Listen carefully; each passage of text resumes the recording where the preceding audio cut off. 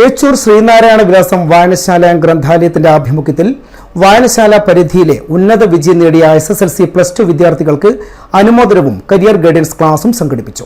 കണ്ണൂർ സർവകലാശാല retired pro vice chancellor doctor AP Kuttikrishnan ഉദ്ഘാടനം ചെയ്തു.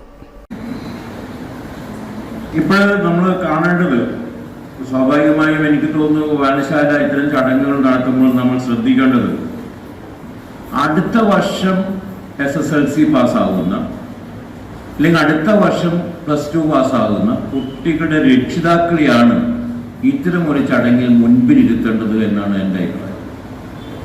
അവരെ കണ്ടുമുട്ടി അവരെ ക്ഷണിതാക്കളായിട്ട് കൊണ്ടുവരുന്നത് ഇത് കുറച്ചുകൂടി ഫലപ്രദമായി മാറും. അനുമോദന ചടങ്ങിൻ്റെ കൂടെ തന്നെ ആ ഒരു വിഭാഗം ആൾക്കാർ കൂടി ഉണ്ടെങ്കിൽ നന്നായി മാറുമെന്നാണ് എൻ്റെ അഭിപ്രായം.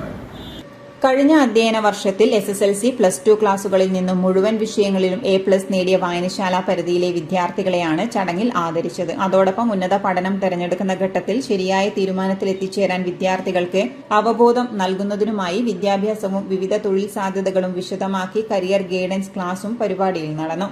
ഡോക്ടർ AP കുട്ടികൃഷ്ണൻ ക്ലാസിന് നേതൃത്വം നൽകി.